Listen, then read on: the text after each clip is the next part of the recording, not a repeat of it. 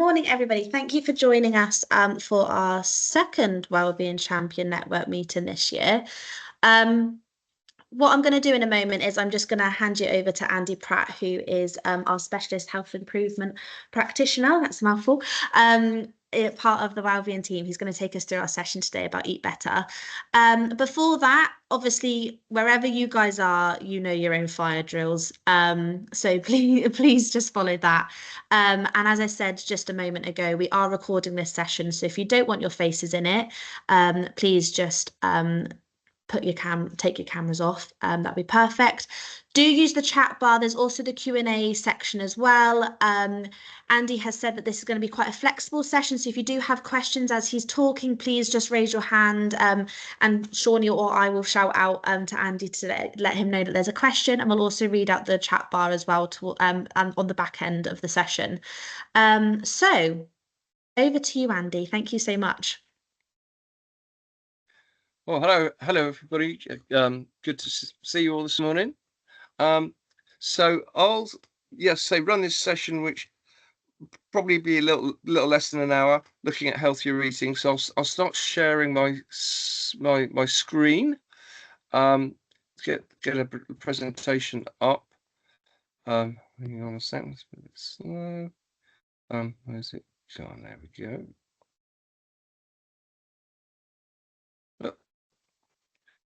So this camera right up here. Oop, come on.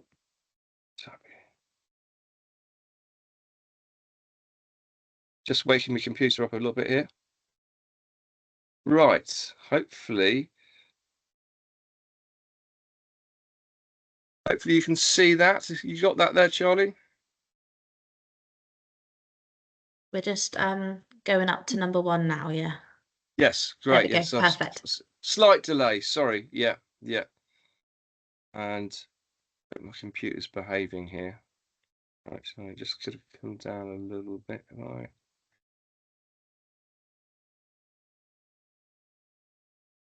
Yeah. So, okay. Just really an overview of eating better, healthier eating, based on the official guidance issued by public health bodies. So try and cover quite a lot of different subjects. Obviously, it can be quite complicated sometimes, some aspects of of nutrition, etc. But yeah, I'm sure the group here today have got quite good knowledge. I don't want to repeat things too much, so I might go at a reasonable pace. But as Charlie said, please do chip in as much as you like. So it's really your day today, so very happy to discuss what you want to discuss, the main issues for you.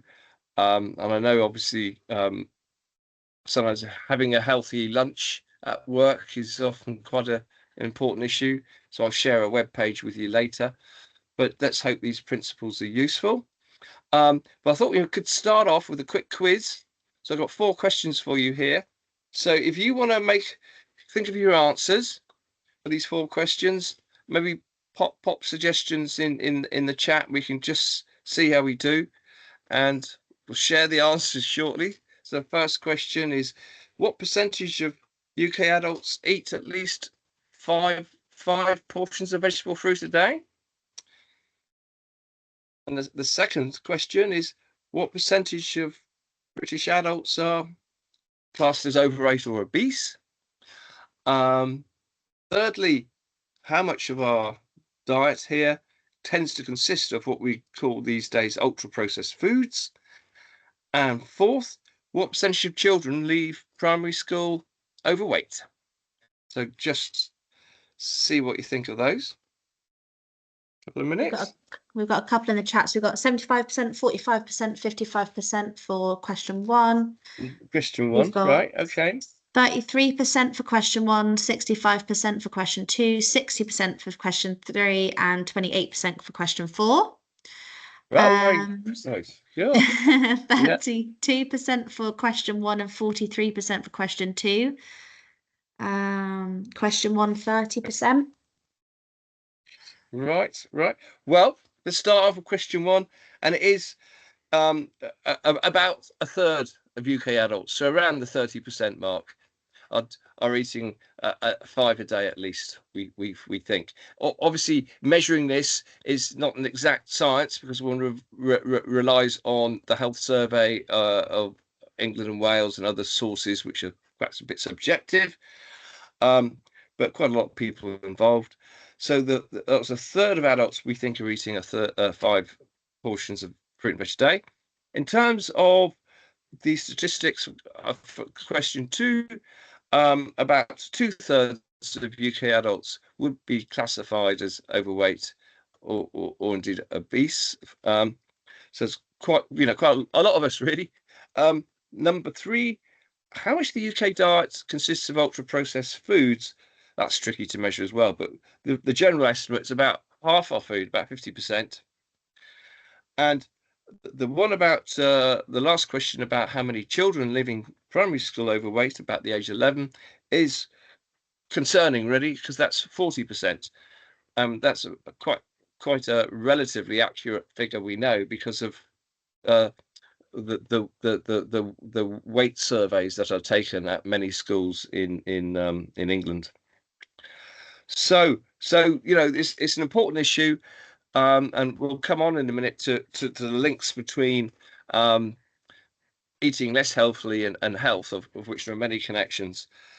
But I want to just say what I'm going to cover in the presentation here is to look at the Eat Well guide, which is the main guidance we have from government for healthier eating, and to just help us understand defining foods by the kind of type of food it is and the health benefits associated and the nutritional implications.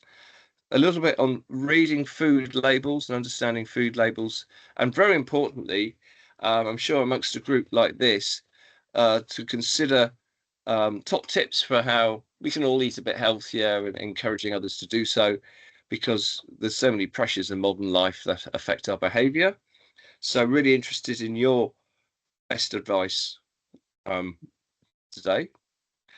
So let's firstly, now one other thing, if you've got a moment today, just this is you don't have to share this information, but I'd like you to, if you could, spend a couple of minutes just thinking about what have you consumed in the last 24 hours, your last 3 meals, say. And this is sort of blank plate here, and perhaps you just, because I think a lot of you might have received the worksheet that's an option for this show today that you could print it off and fill in if you want. But have a think about how much fruit and veg have you had over the last 24 hours, how much what you might call the dairy section and the proteins and the carbohydrates, etc. And we'll ask you to review that a bit later in the show. So have a quick think about it, if you can remember, hopefully, what you've been munching. I'll do the same myself.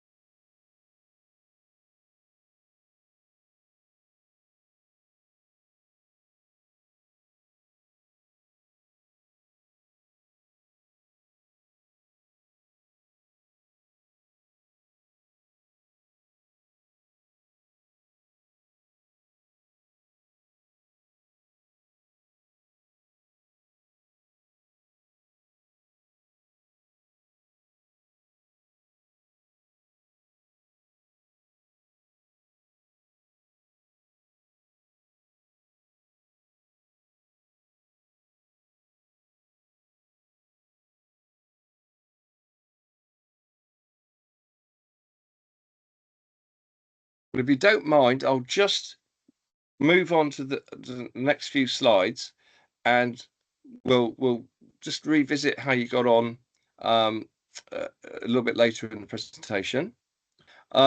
So that blank diagram you can see there is a sort of black and white representation of this, which is the Eat Well guide or plate, which I suspect hopefully some people will have seen already. I know it's quite a lot of detail on that, and it's not a huge picture. Just seeing if I can do But it's basically dividing the trying to give a visual representation of a balanced diet. And so I think we can see from that there's the big sections of our Eat Well guide are the green section there, which is to do with the fruit and vegetables. That should be really the bulk of our diet, along with the yellow section there, which is the carbohydrates, especially the whole grain, more starchy carbohydrates. We have a section for more in purple there, which is the sort of proteins, which obviously is a very important part of the diet, but a much smaller one, and dairy, which is smaller again, and a very small sliver there, really, for fats and oils, etc. So that's a sort of visual representation. That doesn't mean that each time you've got a plate of food, it's got to look like that in terms of the balance of food groups, but recommended, you know, over the week, that you have that kind of balance if you can achieve it, to ensure you're getting all the right nutrients.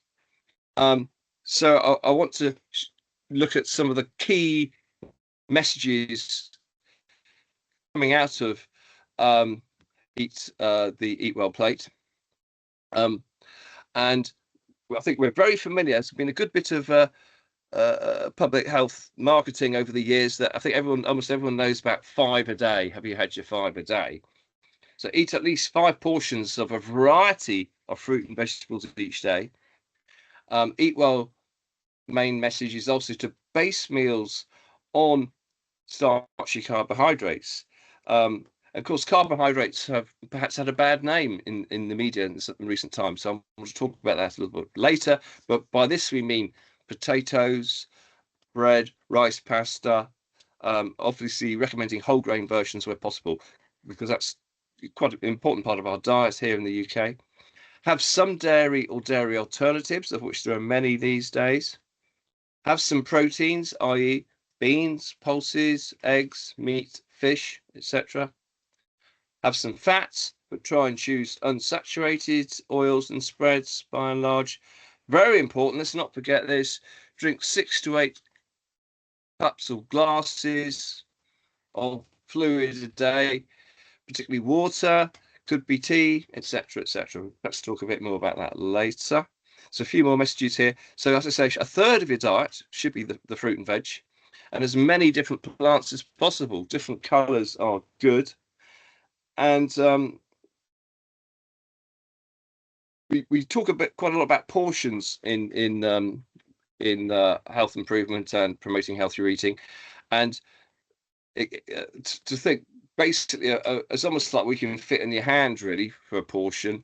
So it's kind of 3 heaped tablespoons of veg would be one portion. And going back to the Eat Well plate, another third along with the fruit and veg is the whole grain starchy carbs. Now, when we have carbohydrates, the advantage of having more whole grain versions is that the carbohydrates, the cereals, if you like, come with fiber and more nutrients, and they're slower to digest. So it's better for us to eat the more wholemeal, whole grain versions. Fills us up more, stops us nibbling quite so much. Because one thing we can all do is graze a lot more than we realize, perhaps particularly when we might be sitting at a computer or something, or watching TV. So it's quite good to fill ourselves up with a bit of fiber and extra whole grain kind of carbohydrates. On meat, very good, can be a very good source of protein, but there's very clear advice now that we've got to be very careful about limiting our processed meat to 70 grams a day, which is a sort of really two sausages or 2 rashers of bacon. So it's not a huge amount of the processed meat. So that's got to be something to be careful with. And trying to minimize the high fat and sugary, salty foods. So we'll give some more clarification on this in a mo. And importantly, enjoy your food, eat the variety. And I find something that can be quite useful for people about eating the right amount. Just think of our stomach. well, a full stomach is the size of our two fists. So if you think about getting out your main dinner plate, really that's the amount of food you want on it. It's about the size of your two fists, which sometimes can seem not that massive amount. And over recent years, our plates have actually got bigger. You know, rather like if you go to the United States, you'd be amazed at the size of the dinner plates. So quite a good tip sometimes is to buy smaller plates, because the eyes think, oh, I'm getting my full dinner, even if you've got less on it. The psychology comes in. But important to try and reduce the ultra processed foods, of which more later, and to clarify that most of us need about 2,000 calories a day. Though if we do particularly a lot of physical activity and hard work, it can be perhaps 2,500 calories a day. But really 2,000 is probably best for most of us. And most people in the UK should reduce their sugar and fat consumption. And most of us eat too much salt, so we only have about 6 grams a day, which is actually 1 teaspoon of salt. But the problem is sometimes we don't realize how much salt in our diets is already in the food, it's particularly in processed foods. Now, fiber is not always the most fashionable subject, but really important in our diet. It's very lacking from ultra processed foods. It's technically got this term called non-starch polysaccharide, but it's basically a carbohydrate we don't digest, passes through us, but it's very important what it does to the gut, how it influences our whole biome, our whole system. So fiber is good. Should have 30 grams of that a day, less for young children, but most of us only eat probably about 20 grams. So that's an important part of the diet. And fiber you tend to find more easily in vegetables and fruits, and in the more whole grain or wholemeal carbohydrates. So health-wise, there's so many health links with what we eat. We are what we eat, really. That cliche is kind of true. So obviously, having a poor diet can lead to becoming overweight or obese, which can very linked with conditions such as hypertension or high blood pressure, diabetes, and what's called musculoskeletal conditions, skeletal conditions. Bad back's a very common reason not to to miss work, for example. Putting strain on your knees and your hips and everything like that. Then we also have the link between diet and cardiovascular, CV, and coronary heart disease. So it really is one of the big factors in our health, what we eat. And it's also very linked to the risk of cancer, the quality of our diet, particularly bowel cancer, colon cancer, but other cancers too. Eat too much sugary food can particularly be bad for our teeth, dental decay. We can have lots of problems with irritable bowel syndrome, constipation, etc. Can be quite common. Liver disease, rickets when diets are poor in some nutrients, and not to forget that there's the link between what we eat and our sort of mental health. The evidence is mounting in this area. The stomach can be seen as our second brain, but it can really affect how we feel, actually, the sort of food we're eating. And we do have a problem with type 2 diabetes becoming more common and in the population. And then the main driver of that is poor eating, really, of which we'll say a bit more later about that. So I want to talk really with enthusiasm about fruit and vegetables. 5 a day is the minimum, and we don't include 5 portions a day. And we don't include potatoes there, just because in the British diet we eat a lot of potatoes, so we don't want everyone eating 5 portions of chips every day and thinking they've had their 5 a day. And so really, it's, as I said earlier on, it's almost like a handful. You're thinking 5 handfuls of your vegetables. and hopefully sort of different vegetables, different colours. And they can be very good value, actually. Vegetables, hopefully not the most expensive thing, but I do realise that varies. The advantage of vegetables, well, there's many. For example, they fill you up, but they're low in fat and calories, of which we have an awful lot of both in our normal diets. They're great for a healthy weight and heart.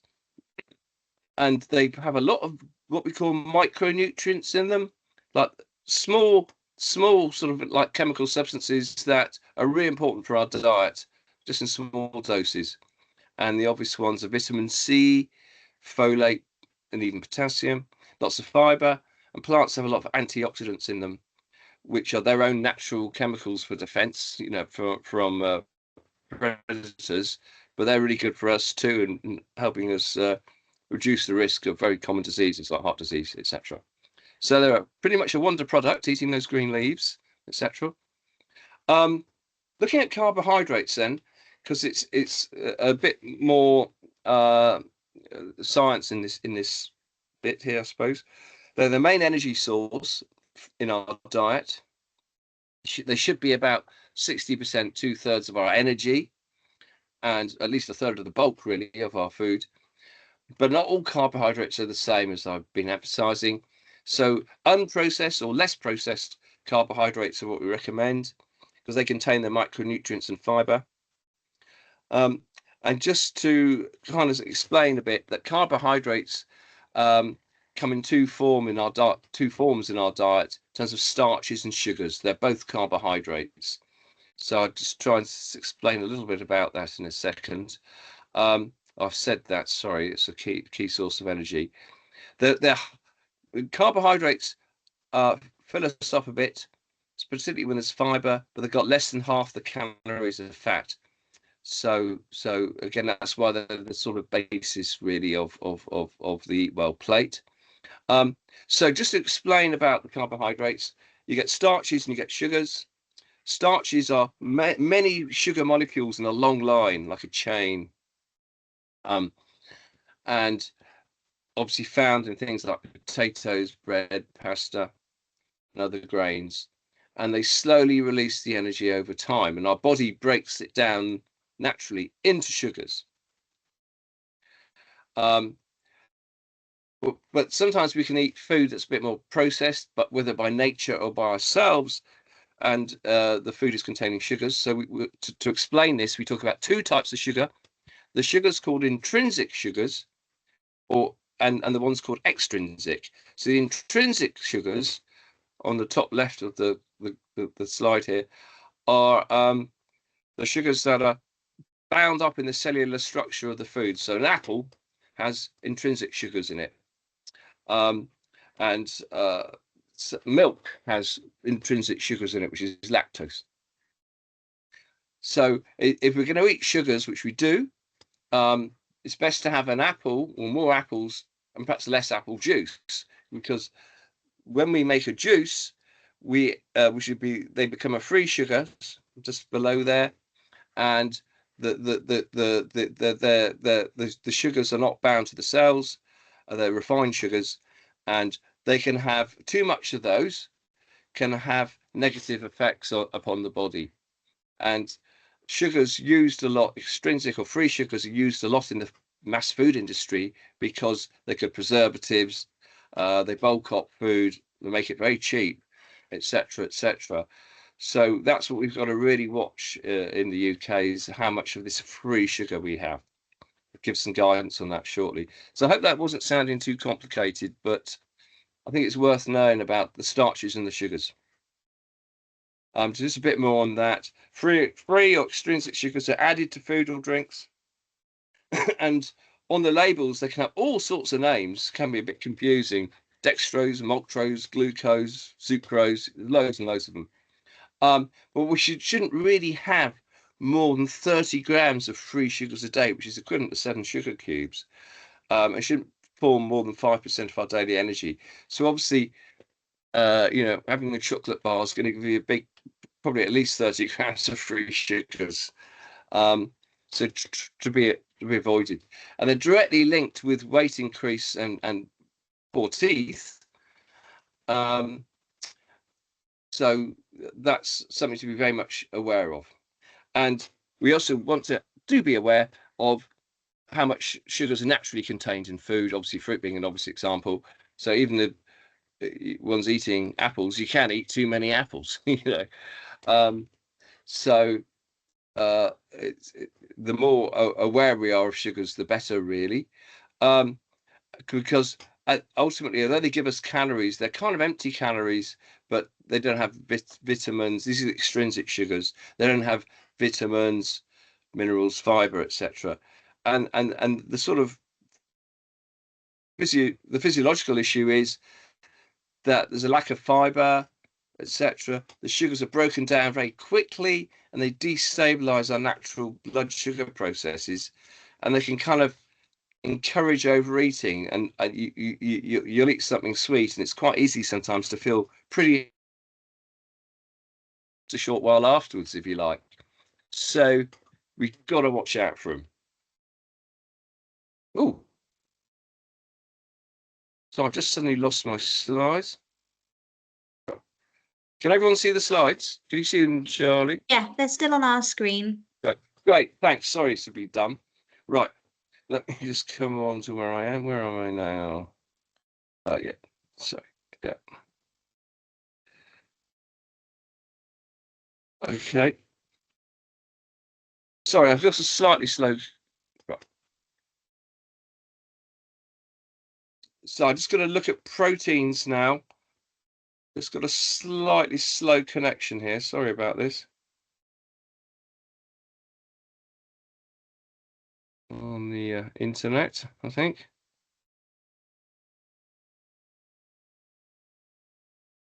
So proteins are really vital for our health, because they help the body to sort of grow and repair cells. They contain amino acids and fatty acids that the body can't manufacture itself. So protein is very important. But again, most of us in the UK actually eat a bit too much protein. Sorry for the delay here. Right. And so protein's best from a variety of foods. So different sources of protein can be meat, as I've mentioned, but also we recommend eating more pulses, which are beans and lentils, chickpeas, etc. They're low in fat and they're high fiber, but they're quite high protein. It depends on the actual bean, but again, can be relatively cheap. And we tend to have a lot of meat sometimes and less of the other kind of proteins. Protein also comes in dairy, and in some in fats as well. Talking about meat's a good source of vitamin B12 and zinc and iron, but as I said earlier on, lean meat is better, and to try and minimize processed meat. Oily fish is also recommended for kind of about once a week, although it's quite good if you can kind of be ethical from how you source it. There's a problem with the amount of fish in the world, a shortage.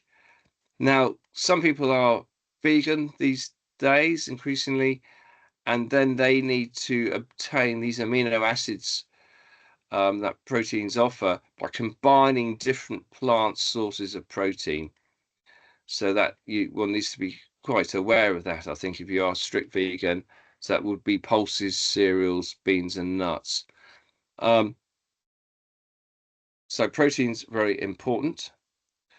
And dairy also contains protein. The cheese and yogurt are classic examples. Also very good with calcium. Very easily absorbable by the body, which is a big bonus. Nowadays, you can get a lot of lower fat dairy options, which is really useful if people are trying to reduce their weight. But younger children do need the full fat versions of dairy products for the vitamins and energy. And the vitamins A and D are particularly important for all of us, actually. A lot of plant milks around now. Now, just to say, I've got a list of the amount of portions per day soon. We really only want 2 or 3 dairy portions really a day. I'll give a little list of that in a minute. But just to say, with cheese, which a lot of people like cheese, especially in Devon perhaps, a portion of cheese is only the size of a matchbox. So we've got to be careful how much cheese we eat sometimes. Now, fats, they're essential in the diet. They contain essential fatty acids, which the body can't make. And they help us particularly absorb those really important vitamins that are soluble in fat, vitamins A, D, and E. Really important. But however, if we have too many fats, the unused fats do become body fat. And we don't want too much of that. Fats are very high in energy, very high energy source, 9 kilocalories per gram, as opposed to 3 kilocalories per gram per carbohydrates. So really quite high in energy. And the thing to realize is saturated fats are, if you like, fattier, and they tend to be the solid fats, often animal in origin, such as butter or lard. But that does include as well, with saturated fats, coconut, ghee, the sort of clarified butter used for cooking, particularly Indian cooking. Palm oil is saturated. So you've got to be quite aware of what fats you're eating. And we shouldn't have more than 20 grams of these saturated fats a day. Now, I do realize this is not a good slide, because you can't see what a healthy portion size is from that. I'm awfully sorry. And I couldn't work out a way of making a bigger picture there. But it's kind of worth, if you get time, looking up portion sizes if you'd like to know more online, because there's lots of good visual displays of it. And one's hand is always quite a good starting point. But let's just see. Here we go. It's a bit of a summary here. So we want 5 portions of fruit and veg a day. Think of your hands. That could include, one of those could include a fruit juice, but the more the merrier. 5 is a minimum, really. For the starchy carbohydrate-based foods, that's 7 or 8 portions. 1 portion can be defined as 2 slices of wholemeal bread. So, it's that's just to try and give you a context for how much that is. Protein, 2 or 3 portions a day. So 2 eggs is 1 portion. Meat the size of a pack of playing cards is a portion as well. So again, it's not massive amounts necessarily. Dairy is actually 3 portions a day, and I've told you that if it's cheese you're eating, it's only a matchbox size. Now the added fats, the extra fats, 1 portion a day, and 1 portion of added fats would be, say, a teaspoon of mayonnaise. So watch the fats. Then fluid, it's 8 portions a day, with 1 portion being, a glass of water, so a half-pint glass. And obviously, smaller portions can be a key tool for healthier eating, and particularly weight loss, if that's what's important. But obviously, we want to emphasize that we want to eat healthily regardless of our body shape. It's good for our overall health. Better to be, you can be thin and eat awfully unhealthy food, a bit fatter, and be much better off eating healthier food. It really, the quality of our diet is so important. So do you want to have a quick look now at your own dietary recall? And if anyone's brave enough to say, oh, mine was great, well, I wasn't so pleased with mine, they can put it in the chat. Thinking about those portions and how it compares with the Eat Well plate, because is most of your what you had in the last 24 hours the vegetables and the carbohydrates? And anyone thinking they're on track, hopefully, in the chat? Can you see anything there, Charlie? Nothing's popped. Oh, in the last 24 hours, although I ate well, I need to add more fruit and veg on a daily basis. Yeah, always good. Good. I think it's one of the tricks, or one of the bits of advice for healthier eating sometimes can be to keep a food diary. Yeah, one of the Make a note. someone else has said is that I do try to eat well, but I've been really pushed for time the last 24 hours and Oh, realized that I haven't had any vegetables. ooh, oh Yeah. gosh. Always, More fruit and veg for me. I definitely need to drink more fluids. yes, absolutely. That's something I'll have a swig now, but really worth it. It's been so hot recently, was been pushed into it a bit. Mm. Mm. I Well, thank think you, the Pete. comment about realized I haven't had any more vegetables. I've actually had conversations with quite a few people about that when they've Yeah, just gone for like a quick dinner. Usually the quick dinners don't involve veggies, do they? Um, that's so true. yeah. That's very true. And you can go to Marks and Spencer's or something, and maybe you'll get a cauliflower cheese ready meal. Mm. But at the end of the day, there's not going to be much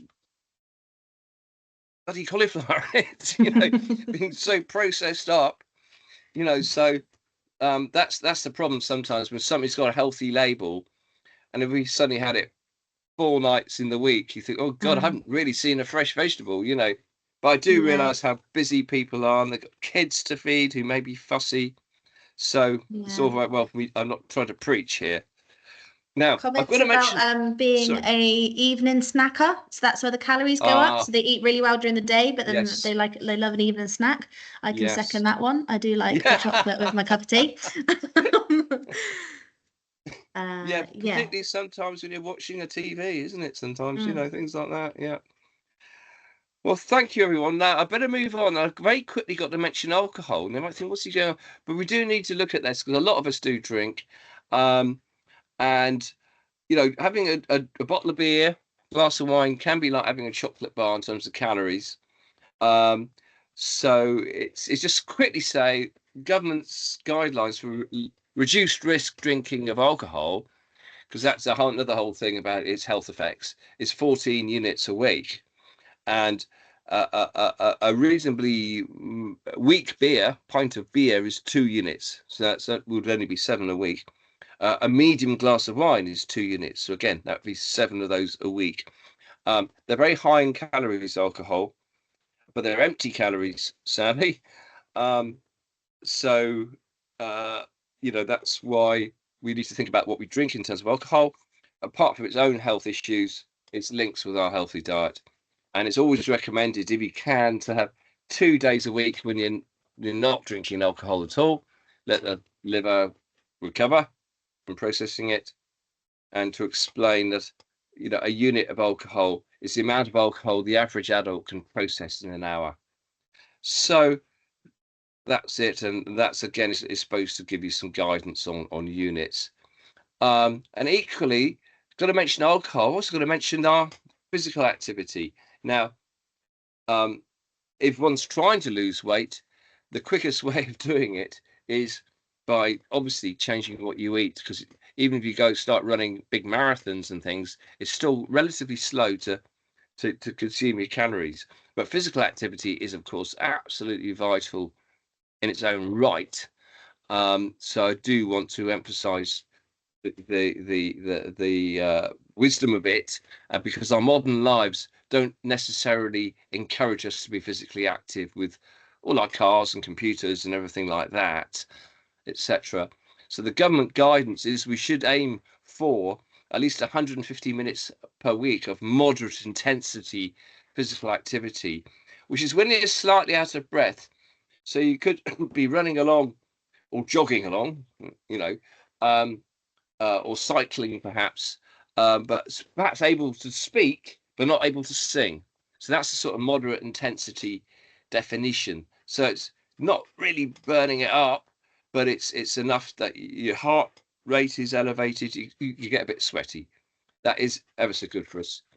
And that's the sort of core recommendation, and to try and do as much of that as possible, not sit down for too long at a time. So after this session, I hope we've all got a chance to get up out of our chair, stretch our legs at least, etc. It's all very, very important, and it interacts with food in many, many ways. So here is in words: try and do some physical activity every day. It reduces the risk of heart disease and stroke. So very important. Oh, I won't go on about vitamins actually, because looking at the time there, but just to say that you get vitamins are very important in our diet. They're called micronutrients. You don't need a lot of them, but they're vital for us. You get two types of vitamins, those that are fat soluble and those that are water soluble. And so the fat ones aren't affected by heat, so how we cook in this case doesn't matter, etc. And the vitamin D's, I can talk about that's particularly important, but there's A, D, E and K, and they occur in different sources. But again, the green leafy vegetables are very good, the oily fish, some dairy products, etc. But as I say, we can have any questions about that if people want. We also have water soluble vitamins, which obviously we need to be quite aware of because they can be damaged if we prepare or process our food too much, and they're hard to store in the body. So it means like we don't always want to overcook, for example, our vegetables. Perhaps apart from the taste thing, you'd reduce the vitamin C in them. Vitamin C is obviously very important, helps fight infections, our immune system, aids the absorption of iron, good for our blood circulation, really found in fruit and veg in particular. And the B vitamins are very important, which are found in meat, but also in things like, excuse me, Marmite, leafy greens, etc. But I won't dwell on that, but I just wanted to flag that one up. But I do want to talk about vitamin D, because this is very important. And it regulates our bodily calcium we need for growth and maintenance. And vitamin D is actually, in our evolutionary history, has mostly significantly come from sunlight, our exposure to the sun. But we do spend a lot more time indoors these days, and also as we are aware, we live in a country which has not always got a lot of sun. So this is why the NHS does advise or suggests people to consider taking a vitamin D supplement over the winter from October to March. Just depends really, I think, on how much you're able to get outside and other factors. It also depends on the color of your skin, because darkest colored skin in this British environment may get vitamin D deficient, and people who are housebound, etc. But you can also get vitamin D via the diet, particularly from egg yolk, oily fish, and meat. So vitamin D is a good one to be aware of. I want to talk about food labeling now, because we all have to buy packets of food a lot of the time. So they've all got to have food labels, often in awfully small print, but just to know what's on them. So these are the key rules of food labels. Every food label must have an ingredients list of what's in the food. And that list is in descending order to show the net quantity. So you've got a list of stuff, and the first thing it lists, maybe it'll be flour. That's going to be the main part of the food, and so on, so on, so on. So you can get an idea of what's in this box, this packet. Secondly, food labels must warn you about any potential allergy-related foods. And there's about 18 or 19 products defined as risky for allergies, which we can go into later if you want. Food warnings. Thirdly, the label must have some nutritional information. So it's got to say the amount of calories, the amount of energy in the food, usually referred to as calories. Don't forget, as I said earlier on, 2,000 calories a day is really enough for us. But you can buy a pizza from the supermarket, and that could well be 1,000 calories, so it's worth looking at the calories. Very important is point 4 here, that every food label needs to say the amount of protein, fat, including saturated fat, the amount of protein, fat, and carbohydrates, including sugars, so all these little categories, and salt. They've got to say how much is in it per 100 grams. So it's not easy, especially in a rush and you've got a big family, to work out all your food labels. But it's just the more familiar we get with the idea of, it might be worth checking the nutritional information, the better it can be, because then you're slightly more in control. The food labels also say they've got any fiber in them and stuff. Now, some products in some supermarkets have traffic light labeling, so they've got green, red, and amber, again, against these categories like protein, fats, carbohydrates, etc., which is very useful, but it's not compulsory. So you don't always get the traffic lights, because obviously green, you know, it's low, etc. So that's a whistle-stop summary of food labels. This is a bit more. So on the left-hand column there is the sort of categories you will see on a food label, using very small print, of course. Like total fat of which saturates, you'll see. So if the total fat is 17.5, that would be a red and very high, and a low would be 3. You probably want to, by and large, go for the lows. Sugar, a high amount is over 20 grams per 100, which is obviously is high, 20 grams per 100, over a fifth. A low is 5 grams. And same with salt, etc. So it's good if one starts to get a little bit used to what's a high amount of sugar and a high amount of fat, etc., in a product. And this is a sample of a food label. Don't even could guess what it's for, but it's you know, you can see there it's got total energy at the top. And this is the nutritional bit of the food label. There'll be another bit saying the actual list of ingredients. It's got energy at the top, then the fat of which saturates, carbohydrate, and of which sugars, fiber, protein, salt. So worth becoming a bit familiar with labels sometimes, particularly depending on your diet. So just brings me on to talk about processed food, because we've become more in the media recently. It's a very important subject. So in a way, all food we eat is processed so we can digest it. Obviously, we're not cattle, and we can't go and eat those green fields out there. So processing food is important for food digestion and for preserving food, keep us going, safety, etc. Just the problem we have now is because so much of our food is produced on a mass industrial scale, we do end up with a lot of ultra processed food, of which too much is bad for us. And I hope I've started hinting at why earlier on, because we are what we eat. And as it's, you know, as I said earlier on, possibly up to half our diet tends to be this. And what happens really is in these big industrial processes, when the complex structure of the cells of the plant or animal product, they're really destroyed. They become a bit of a nutritionally empty mush, and our body can process it abnormally rapidly. And I think we're all familiar with that feeling when you have a bit of, let's say, a bit of junk food, and you want some more again almost straight away. So it's something to watch out for. I'll give you some more examples in a minute. And we're particularly concerned with the young people, really, because there's so much of it around. A way of defining it is something that you couldn't do in your kitchen. So in your kitchen, you do some processing of food. You cook, you might peel, you might do this and that. But we're talking about these factory processes were really quite different sort of chemicals are put in for preservatives, and etc. All these different cooking processes and stuff, which are really reducing the nutritional quality of the food. So, and just a point on this is to don't forget that when we are cooking, etc., which is really good when we can cook our own food, if we've got time, that peeling the outer layers of fruit and vegetables can reduce the nutrients within the meal. So sometimes good to not do too much of peeling.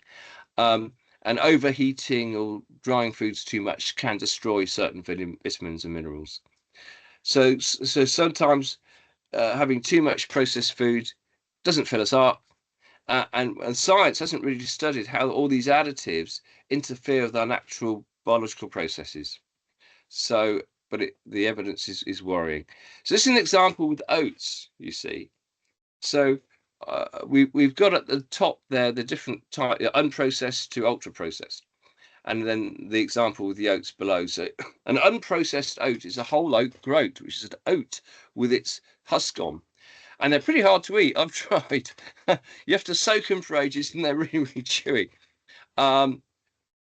So really, a good way to eat oats is what you might call minimally processed oats, when they're just rolled oats that you can buy in most shops, food shops.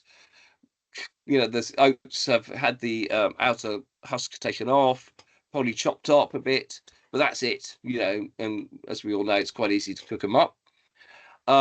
A more processed version is when you might buy instant oats, and they, what you got to watch out for is the packet. They've added some sugar, a bit of preservative, try and keep it fresh. So not as good as the real oat.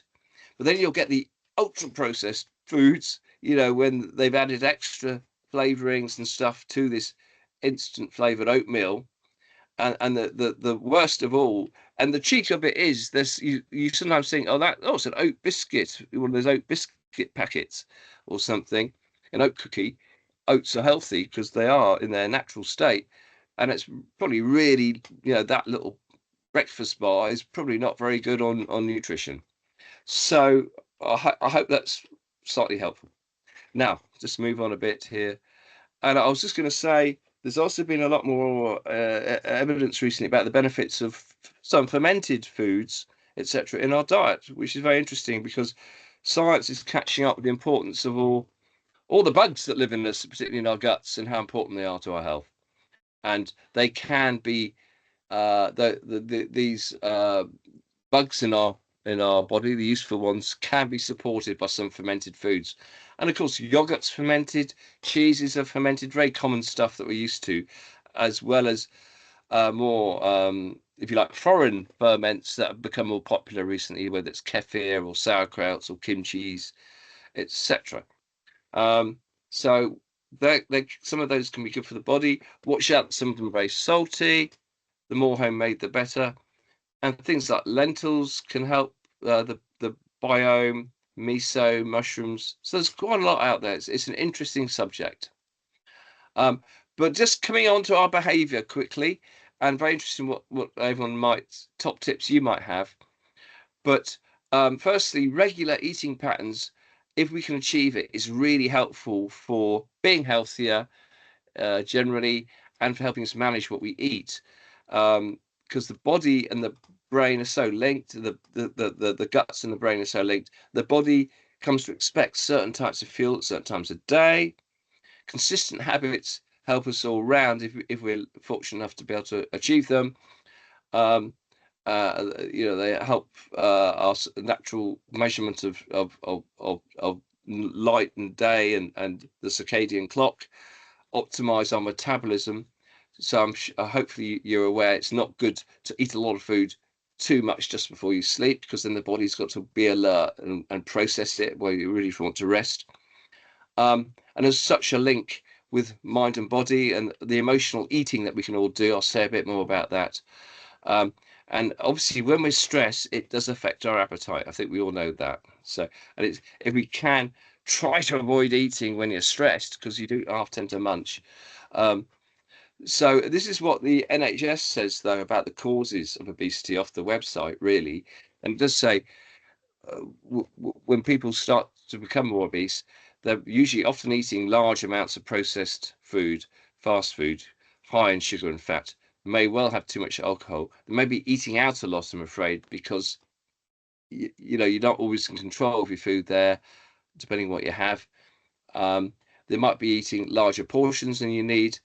They might be getting lots of food being delivered at home. Again, that's kind of like eating out. That's become so popular recently.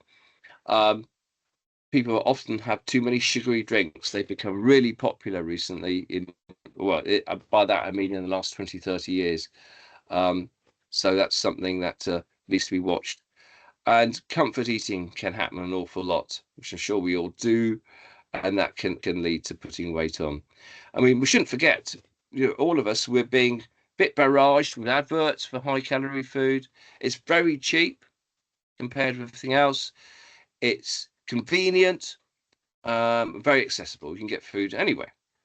And when people don't have that easy access to healthy food, it's really tough. and the habits we acquire in childhood do influence us all our life.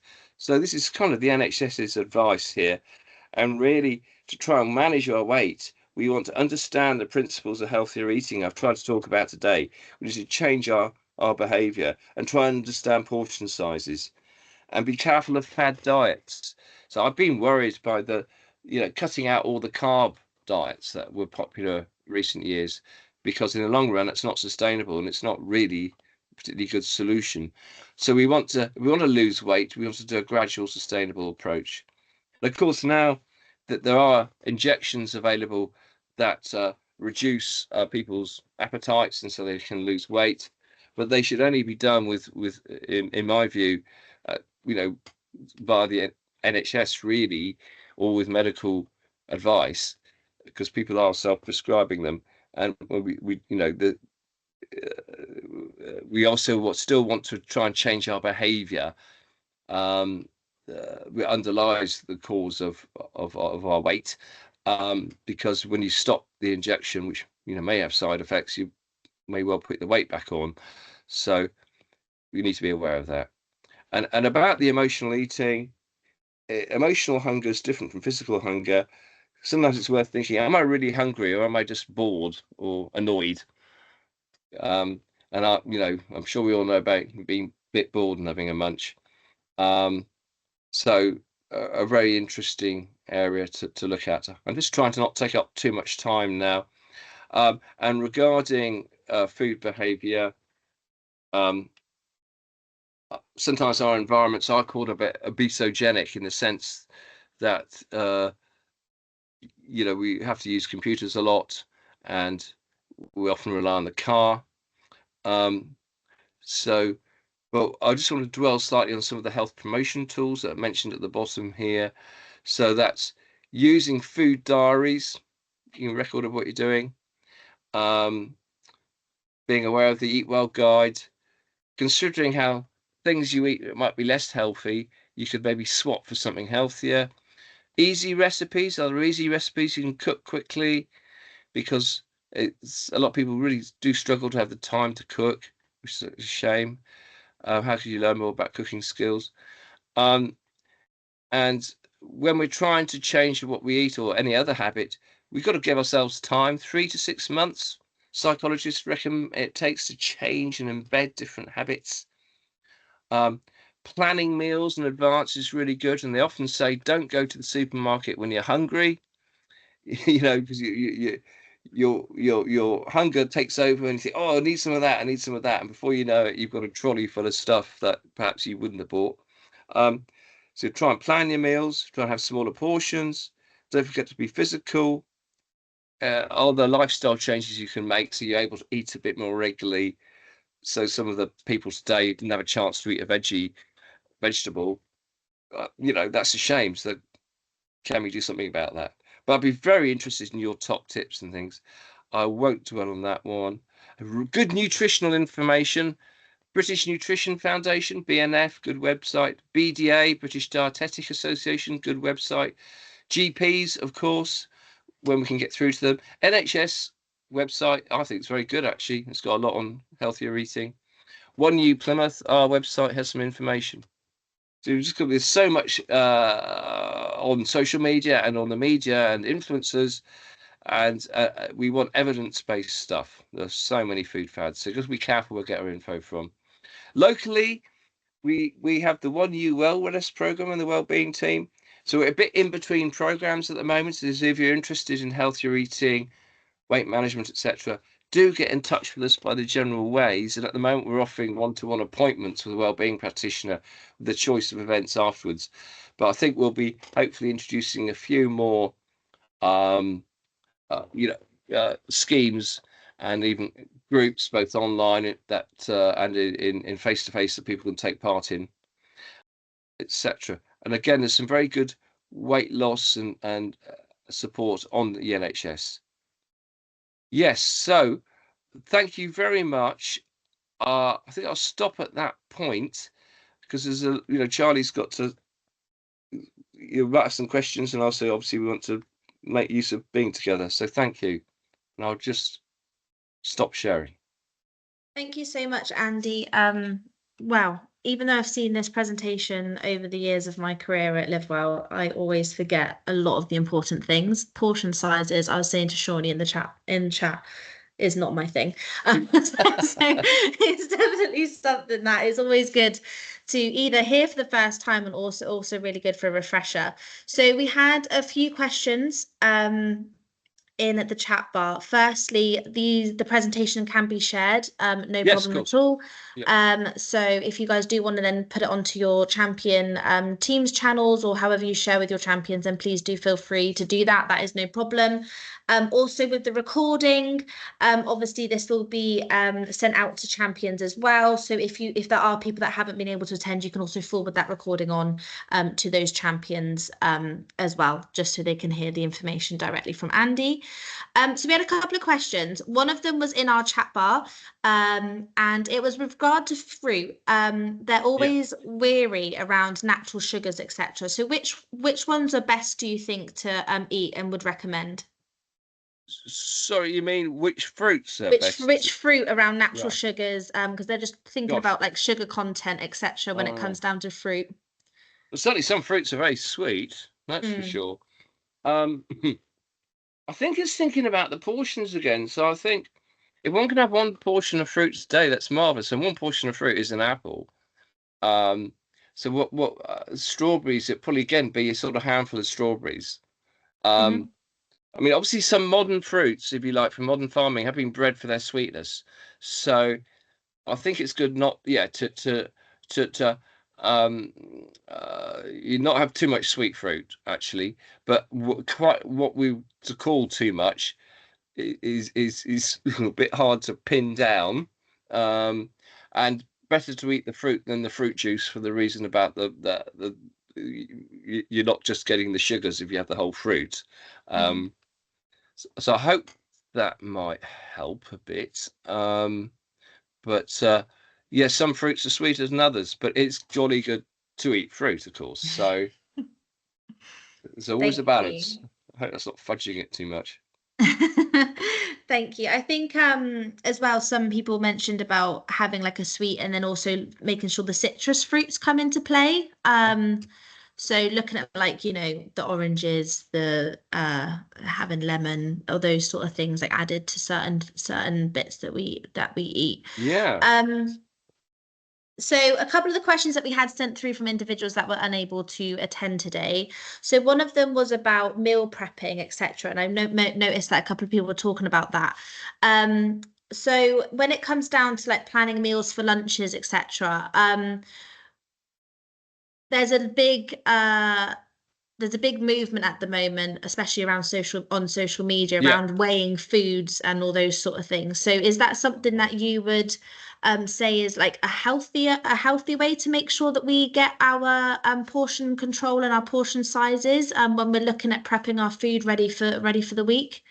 That weighing foods like Weighing before foods, you. so making sure we've Yeah. got the right Yeah. carbohydrates, the right veggies, the protein grams, those sort Yeah. of. Well, certainly, in I do remember when we were running what we used to call 10% clubs, which were meeting groups where we're looking at weight management. We'd get people to weigh their breakfast cereals and to try and get to the 80 grams. That would be the portion, and people were often having scales and the cereals, and people would see, oh, that's not as much as I thought it was, not as much as my bowl. Perhaps the bowl's quite big. So yeah, it can be good to weigh. I wouldn't want you to get uh, obsessed with it. It depends Yeah. what you're weighing, but yeah, you can because again, I've only whistle stopped it the information today. So if people were going to weigh, I'd like you to look up on the NHS or other reliable Mm-hmm. source about food portions and the weights, and then start having an idea. Obviously, everyone's different, hence the Mm-hmm. two fists idea, because bigger people need bigger food, more food. Um, so everyone's going to be different, but yes, it sounds like quite a good move if you're not doing, got time to just be conscious of the amount you're using. Yeah. And when it comes down to feeling fuller for longer, a couple of the Yes. questions that we had come through was when they're in work, they get to like that 3 p.m. slump, Yeah. where they've had lunch, etc. So a couple of people were talking about what would you recommend in terms of when it comes down to lunches, what would be good to include in our lunches to ensure that when we get to that 3 p.m. slump, we're not wanting that chocolate sweet sort of perspective. It's looking at actually we're feeling fuller for longer, like you mentioned before. So yeah, what recommendations would you have for around lunches?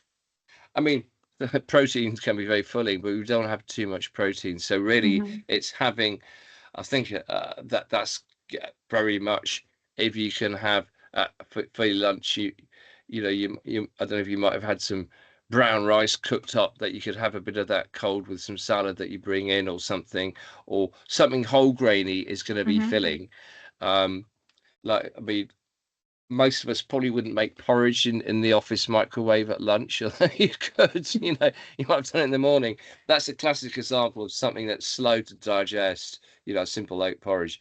But yes, I think it's going back to the starchy whole grain carbohydrates do time to kind of keep you filled. And indeed, as does vegetable fiber. So you can get a bit of veggie stuff in your lunch. There is this website called Healthy Lunch Ideas, Healthier Families Recipes stroke lunch. So I can send the link to you, Charlie, to share. I mean, it's really just a list of very simple recipes. I can share the screen quickly if you wish, but very simple recipes.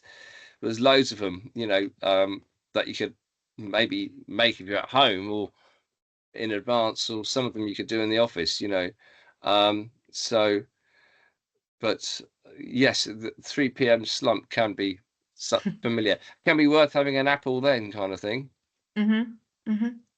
Thank you, Shawnee. I can see lots in the notes here, so I'll keep looking myself. Yeah.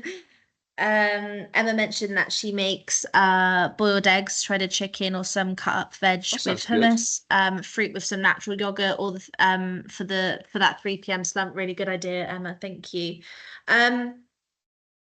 So yeah, out of the questions, they were the main ones that came through. There was a few repeated around lunches and also about the weighing food, just because there is a massive movement that we also got to be conscious of that happens on social media now. And I guess reiterating Andy's point of the weighing food can become quite obsessive.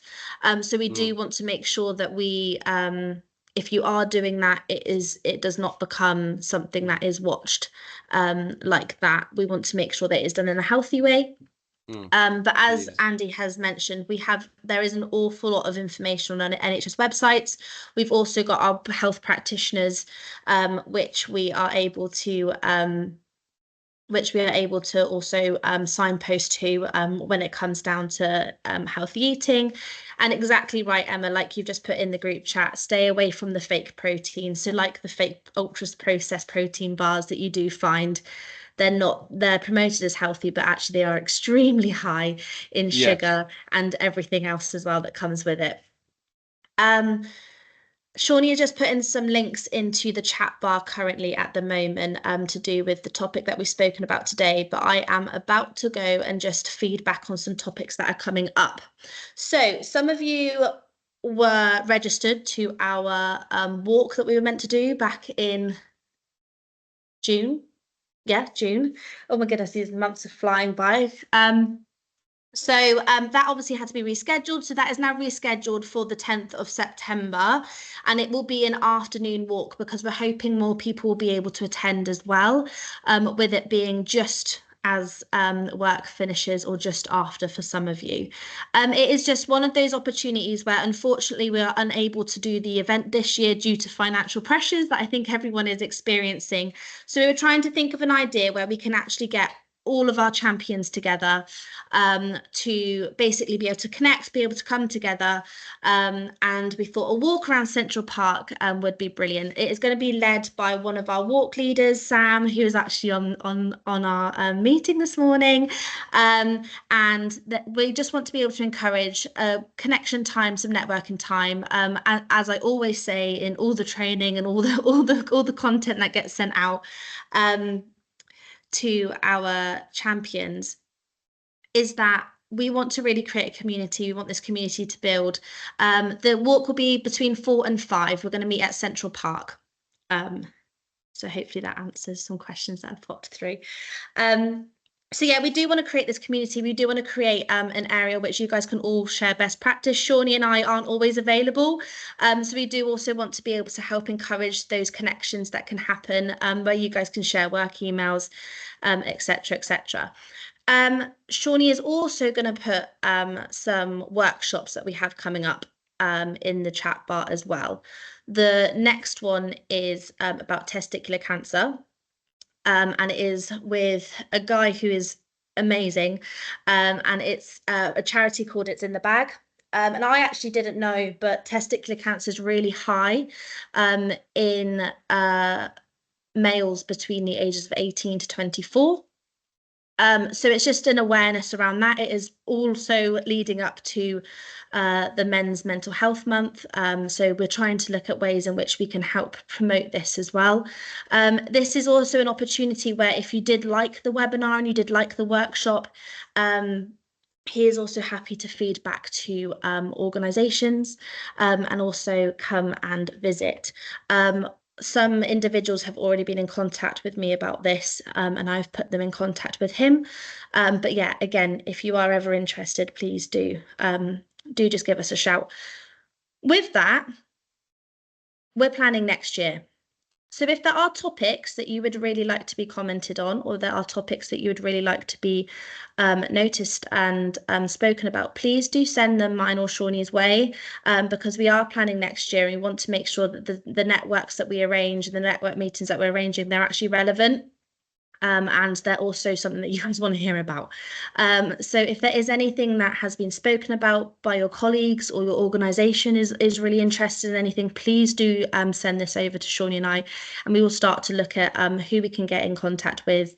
Are there any people that you already know that might be really happy to share their information with us to be able to support next year network meetings? But yeah, the other part of it is, as Shawnee's just put it in, please don't forget about the members page. So there is a competition going on at the moment currently, and this is where we ask you guys to obviously submit your entries to do with the competitions that we run throughout the year. The members page is also an opportunity for you guys to input any work that you've been doing within your organisation, so it's also visible for us to see. And as I always say, and you've probably heard this a number of times in different ways, we are commissioned by Plymouth City Council, and for this service to keep on going, we do need to make sure that actually it's useful for you. So if you are doing things specifically in your workplaces that you really want to highlight or you think would be good for us to know about, please, please, please do send them our way, because we really want to be able to see that and actually be able to also acknowledge the work that you're doing as well. Because unless we hear about it, we don't know you're doing it. And that's something that we just want to really reiterate at the same time. With that, has anybody got anything that they would like to share with us or have any questions about anything? We've got some time, so we can do that now.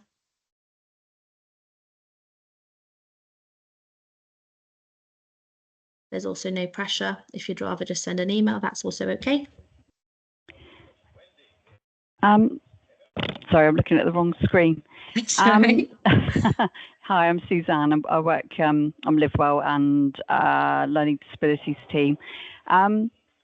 I'm very involved with the staff carers the staff carers employee network for Livewell, and one of the things that raises quite a lot is about menopause, and with regard to any sort of menu ideas or any sort of support really, because a lot of us ladies that are going through the menopause really struggle with weight gain and everything.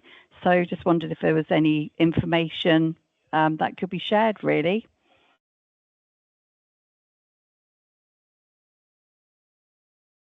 Does anybody else want to feedback from their organisations before I speak?